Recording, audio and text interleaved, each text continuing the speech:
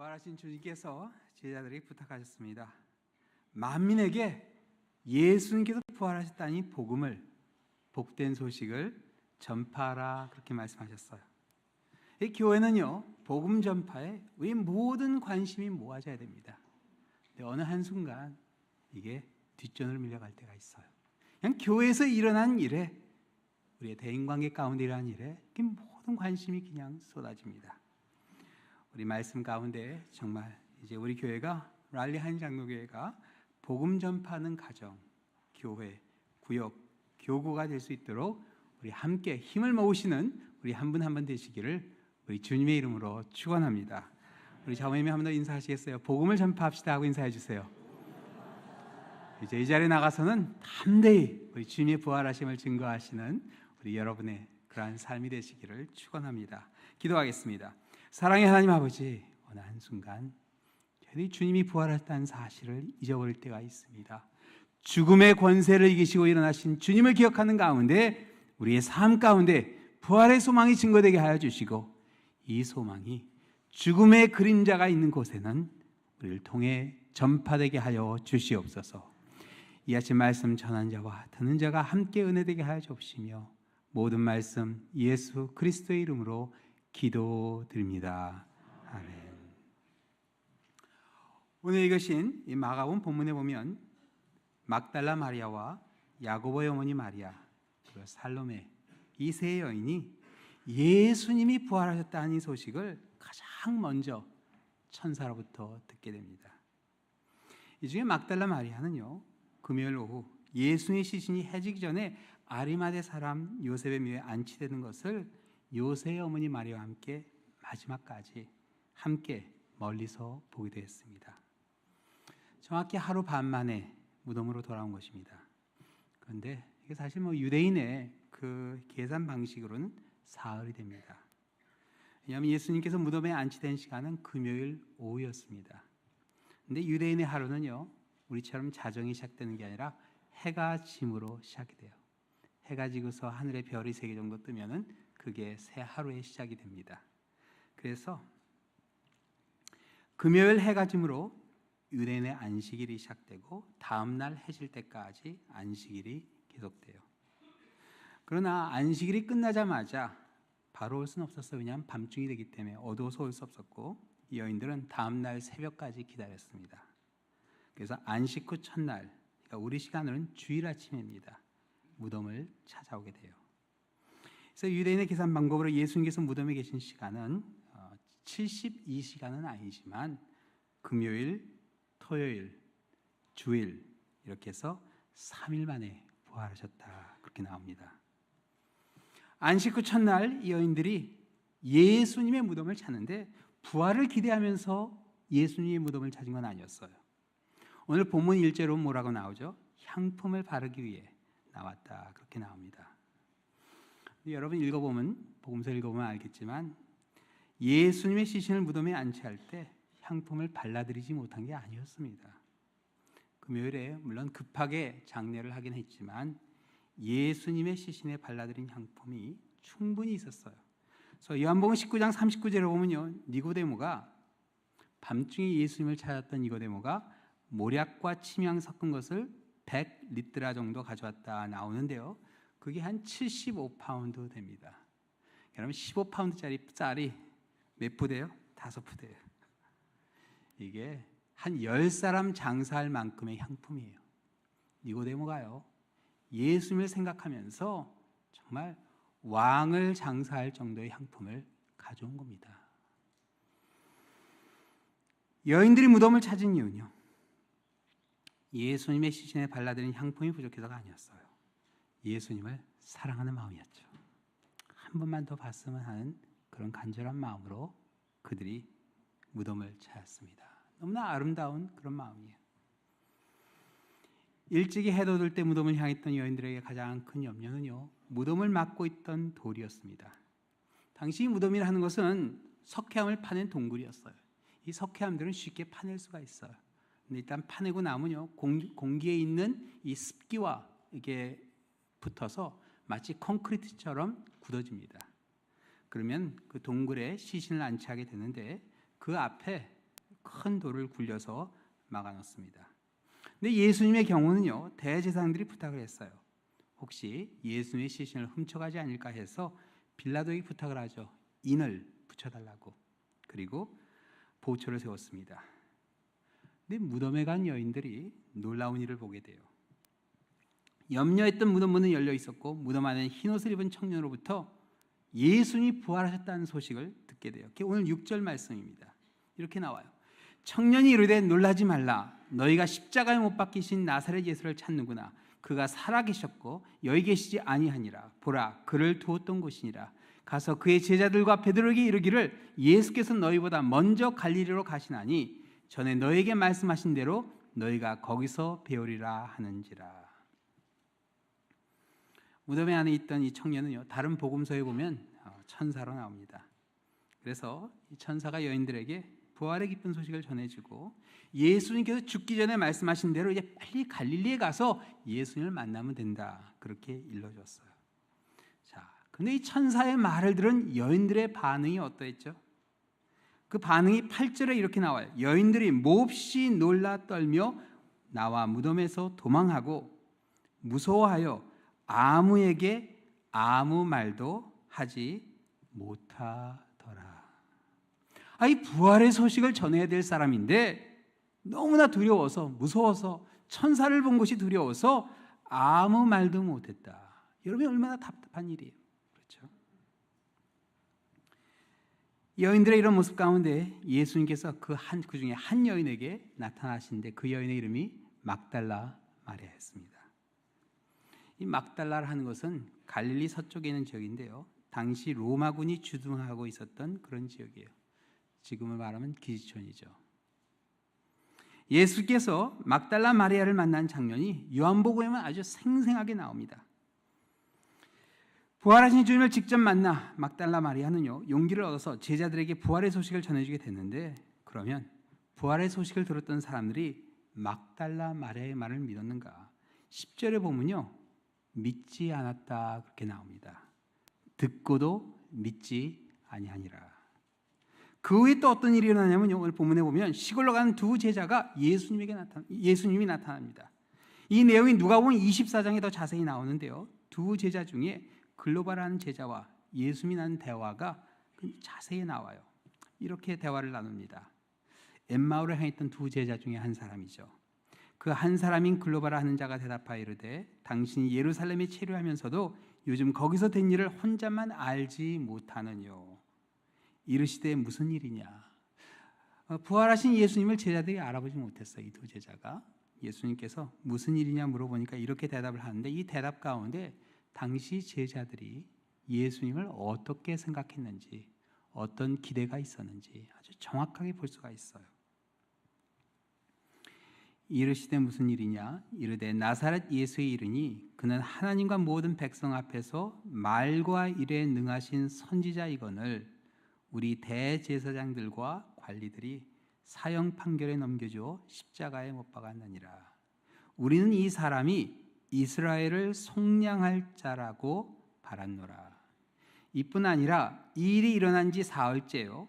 또한 우리 중에 어떤 여자들이 우리로 놀라게 하였으니 이는 그들이 새벽에 무덤에 갔다가 그의 시체는 보지 못하고 와서 그가 살아나셨다 하는 천사들의 나타남을 보았다 함이라.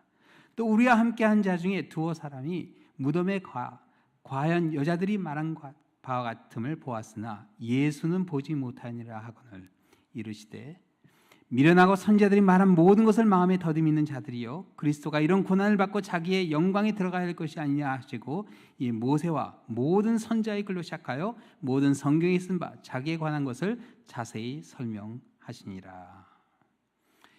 이들은요, 예수님에 대한 기대가 그냥 선지자로서 이스라엘 백성들을 로마의 식민지 정책에서 풀어줄 사람 정도로 생각한 거였어요. 근데 예수님께서 그걸 바로잡아 주시죠.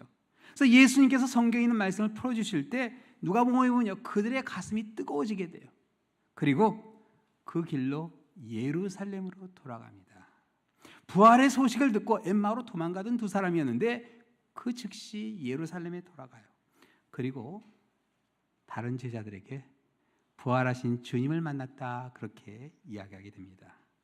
그럼 과연 그들이 어떤 반응을 보이는가? 또 오늘 본문에 보면요, 역시 믿지 아니하니라 그렇게 나와요. 그래서 예수님께서 이번엔 제자들이 다 있는 자리에 나타나시죠. 그럼 믿지 못했던 그들을 꾸짖으셨어요.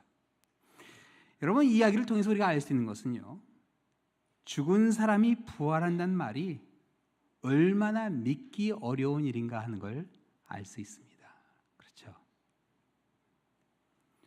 사실 어떤 사람들은요, 오늘 읽으신 마가복음에 나오는 또 복음서에 나오는 예수님의 부활 이야기가 그냥 제자들이 만들어낸 이야기라 그렇게 우기는 사람들도 있어요. 여러분 어떠세요? 이런 내용들을 과연 제자들이 만들어낼 수 있을까요? 여러분, 이 부활 사건이요, 만일 사람이 만들어낸 얘기라면 아마 이렇게는 만들지 않았을 겁니다. 우선 예수님의 빈 무덤을 본 사람들은요, 모두 여인들이었습니다. 당시 여인들의 말은요, 법정에서 증언으로조차 사용할 수 없는 그런 시대였어요. 여인들의 말은 아무 소용이 없던 그런 때였습니다. 만들어낸 이야기라면 여인들을 빈 무덤의 증인으로 세우지는 않았을 겁니다. 베드로 같은 사람, 아리마대 사람 요셉, 공의 회원이었으니까, 또 니고데모 같은 사람을 아마 세웠을 겁니다. 그리고 부활하신 예수님을 처음 만난 사람이 누구죠? 막달라 마리아. 사실 마리아라는 이름은 상당히 흔한 이름이었어요. 그냥 마리아가 많았다 하면 되는데 굳이 그걸 설명을 합니다. 뭐라고 설명하죠? 7 귀신 들렸던 사람이라고. 여러분이라면 7 귀신 들렸던 사람이 하는 얘기를 믿으시겠어요? 저것도 귀신 들렸구나 그렇게 생각하지 않으시겠어요? 그리고 가장 결정적으로요, 부활하신 날 시골로 가던 두 제자들, 이거 상당히 미화했습니다. 도망가는 거였어요. 그날 아침에 예수님께서 부활했다는 소식을 들으면서 혹시 대제사장이 이제 박해하지 않을까 싶어 도망가는 거였죠. 도망가는 사람들에게 예수님께서 나타나셨다. 부활의 증인으로 세우기엔 정말 하나같이 모두 다 문제가 있는 그런 사람들이었어요. 그래서 이 내용들을 다 종합해 보면요, 오늘 읽으신 이 본문이 과연 사람들로 하여금 예수님의 부활을 믿게 하려고 쓴 글인지 의심스러울 정도예요. 본문을 읽으면 이미 느끼셨겠지만 읽는 사람이 부활을 믿을 수 있도록 설득하려 한 노력 전혀 보이지 않습니다. 아니, 설명하려는 노력조차 보이지 않아요. 여인들은 부활의 소식을 전하려 하지 않았고 제자들은 전해진 소식을 믿으려 하지 않았습니다. 영국의 신학자 존 S. 웰스라는 분은 이 복음서를 쭉 읽으면서 이런 결론을 내었어요. 복음서는 부활을 설명하는 게 아니다. 부활이 복음서를 설명한다. 여러분 잘 들으세요. 복음서는 부활을 설명하는 게 아니다. 부활이 복음서를 설명한다. 여러분, 오늘 읽으신 이 마가복음의 말씀은요, 부활의 소식을 처음 들었던 사람들의 그 반응을 아주 진솔하게 가감없이 그대로 적어놓은 글입니다. 그들의 반응을 그대로. 듣고도 믿지 않았어요. 알렸지만 믿지 않았습니다. 이게 바로 죽은 사람이 살아났다 하는 부활의 소식을 듣는 사람들의 당연한 반응입니다. 누가 이걸 쉽게 믿을 수 있겠어요? 여러분, 부활의 소식을 듣는 현대인의 반응이 과연 다를까요? 예수님을 전혀 모르는 사람에게 예수님께서 부활하셨습니다, 이 소식을 여러분 전할 때 그 사람의 반응이 어떠하리라 생각하시겠어요?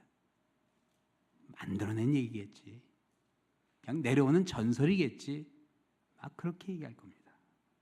많은 사람들은 예수님의 부활을 부인하거나 아예 관심조차 갖지 않을지 모릅니다. 그냥 그저 착하게 선하게 사는 게 신앙생활이지, 종교생활이지, 아마 그렇게 이해할 수 있을 거예요. 여러분, 우리는요, 그런 종교생활을 하는 사람들은 아닙니다. 우리는 부활을 증거하는 사람들이에요. 부활을 전파해야 됩니다. 부활의 소식을 전해야 돼요. 그게 바로 복음입니다. 죽음의 그림자가 있는 곳에, 좌절과 절망이 있는 그 자리에 주님께서 부활하셨다는 사실을 여러분 전파하셔야 돼요. 설득하려고 그럴 필요 없어요. 설명하려고 그럴 필요 없습니다. 그냥 전파하시면 됩니다. 지난주 월요일 프랑스에서 큰 일이 있었죠. 노틀담 사원이 불에 타는 큰 화재가 있었습니다. 이 교회가 이제 불이 나서 이제 그 상황을 사람들이 인터뷰를 하는데 그 하는 이야기가 정말 가관이었어요. 교회를 하나님에게 예배드리는 그 자리를 마치 그냥 무슨 문화재 같이 얘기를 하는 사람들도 있었고요. 어떤 뉴스 아나운서는 노틀밤 사원이 지어지기 전에 있던 로마 신전의 하나의 그런 연관된 그런 이집트 신전과 같은 그런 측면, 그런 차원에서 얘기하는 걸 들으면서 제가 이 사람들이 교회를 몰라도 너무나 모르구나 그런 생각을 하게 됐어요. 아니 교회를 이야기하면서 어떻게 교회 머리 대신 예수님을 이야기하지 않을 수 있을까? 교회가 도대체 뭐 하는 데인지를 전혀 모르는 사람들 같이 그렇게 보이는 거예요. 근데 그중에 재미있는 기사가 하나를 끌었어요. 하늘을 치솟는 그 불길 속에 예수님이 보였다 하는 그런 기사예요. 그 사원 꼭대기에 막 불이 막 올라가는데 그 가운데 예수님의 모습이 있었다. 레슬리 로안이라는 분이 그 보도된 사진을 가만히 들여다보면서 이거 예수님 모습 같다. 그걸 SNS에 올렸는데 그게 그냥 많은 사람들의 관심을 끈 거예요. 근데 그 또한 사람들의 논쟁거리가 됐어요. 예수님이다, 예수님이 아니다. 그러면서 논쟁을 하고 있는 거예요. 여러분 그건 부활을 모르는 사람들이 하는 얘기예요. 마가복음 13장에 예수님께서 마지막 때를 말씀하시면서 경고해 주신 말씀이 있죠. 어떤 말씀을 경고해 주셨죠? 한번 같이 읽겠어요. 그때 어떤 사람이 너에게 말하되 보라 그리스도가 여기 있다 보라 저기 있다 하여도 믿지 말라. 거짓 그리스도들과 거짓 선지자들이 일어나서 이적과 기사를 행하여 할 수만 있으면 택하신 자들을 미혹하려 하리라. 그런 기사를 보면서 이거 혹시 예수님이 아닌가 하면 그게 뭐예요? 이미 미혹된 겁니다. 예수님은 무슨 예수님? 예수님은 부활하셨는데, 그렇죠? 믿지 말라 그렇게 말씀하셨어요. 그런 얘기 떠들고 다녀도 믿지 말라. 예수님이 불 속에 계시겠습니까?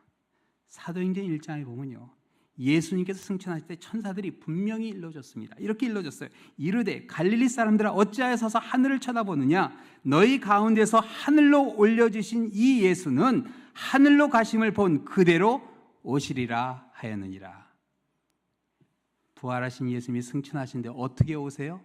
노틀담 사원의 불 속에서? 아닙니다. 믿지 마세요. 미혹되지 마세요. 그대로 내려오신다. 하늘에서 그렇게 이야기했습니다. 주님이 다시 오실 때까지 우리가 해야 할 일은요, 부활하신 예수님의 말씀대로 살아가는 가운데 부활을 증거하는 삶을 사는 겁니다. 오늘 이 본문에 보면 예수님께서 제자들에게 부탁하세요. 온 천하를 다니며 만민에게 부활의 복된 소식, 복음을 전해달라. 복음을 전파하라. 그렇게 말씀하셨습니다. 사람들에게 부활을 설명하라 하지 않았어요. 설득하라 그러지 않았습니다. 그냥 선포하는 걸로 충분합니다. 우리가 해야 할 일은요, 십자가에서 돌아가신 예수 그리스도께서 3일 만에 다시 살아나셨다. 이 소망을 전하는 겁니다. 로마서 10장에 보면 사도 바울은 복음 전파의 사명을 놓고 이런 고백을 합니다. 누구든지 주의 이름을 부르는 자는 구원을 받으리라. 그런즉 그들이 믿지 아니하는 이를 어찌 부르리요? 듣지도 못한 이를 어찌 믿으리요? 전파한 자가 없이 어찌 들으리요? 보내심을 받지 아니하였으면 어찌 전파하리요? 기록된 바 아름답도다. 좋은 소식을 전하는 자들의 발이여 함과 같으니라. 1884년 12월 4일입니다. 일본의 메이지 유신을 본받아 개화 정권을 수립하였던 갑신정변이 성공하는 듯 했는데 3일 만에 청나라의 개입으로 실패로 끝나고 개화의 문이 닫히게 됩니다. 사실 일본의 힘을 빌려서 개화하려 했던 그 자체가 잘못된 일이었어요. 문제가 있었어요. 근데 그런 위험한 상황에서 개화라는 외국 문명과 관계된 것을 이야기만 해도 역적으로 몰릴 수 있는 그런 위험한 상황에서요. 그 다음에 4월 5일 부활절날 인천 재물포항에 두 분의 선교사님이 들어오셨습니다. 상당히 위험한 상황이었어요. 그 두 분이 바로 언더우드와 아펜셀러 선교사님이었어요. 아펜셀러 선교사님은 첫 선교 보고서에 그날의 그 감동을 이렇게 밝혔습니다. 우리는 부활절에 이곳에 왔다. 그날 사망의 철장을 쳐부수고 부활하신 주님께서 조선의 결박을 끊어주시고 하나님의 자녀로 빛과 자유의 세계로 인도해 주기를 기도했다. 좋은 소식, 복음을 우리에게 전해주신 이 아름다운 발이 당시 언더우드 선교사님은요 26살, 아펜셀러 선교사님은 27살 청년이었습니다. 이 두 분이 선교사님으로 온 지 2년 후에요. 1887년입니다. 이 두 분이요 오늘 본문이 있는 이 마가복음을 한글로 번역해서 출간해 주셨습니다.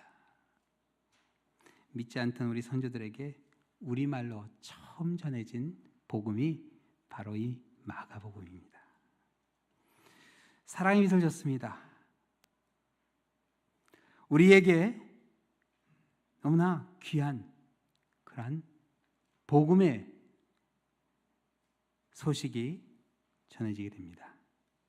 죽음의 그림자가 있는 곳에, 죽음의 좌절과 절망이 있는 곳에, 죽음의 두려움이 있는 곳에 우리가 죽은 자의 부활을 담대히 선포할 수 있어야 돼요. 오빠의 죽음으로 슬픔에 잠겨있던 마르다에게 예수님께서 물으셨죠. 나는 부활이요 생명이 나를 믿는 자는 죽어도 살겠고 무릇 살아서 나를 믿는 자는 영원히 죽지 아니하리니 이것을 내가 믿느냐. 사랑하는 성도 여러분, 부활을 믿으십니까? 믿으셔야 됩니다. 부활하신 예수님을 바라볼 때 죽음의 그림자가 더 이상 우리를 두렵지 못하게 합니다. 그 어떤 상황에서도 우리가 부활의 소망을 갖게 돼요. 너무나 복된 소식이에요. 이 복된 소식을 함께 나누고 전파하시는 우리 한 분 한 분 되시기를 우리 주님의 이름으로 축원합니다. 기도하시겠습니다. 사랑의 하나님 아버지, 죽음의 그림자 가운데 있는 우리 믿음의 선조들에게 복음을 선포했던 선교사님들의 그 발걸음을 기억합니다. 그 발걸음과 같이 지금 세상에 죽음의 그림자와 좌절과 절망이 있는 그곳이 있다면 저희들도 담대히 나아가게 하여 주셔서 부활하신 주님의 복음을 전파하는 이 사명을 다하게 하여 주시옵소서. 모든 말씀 예수 그리스도의 이름으로 기도드립니다.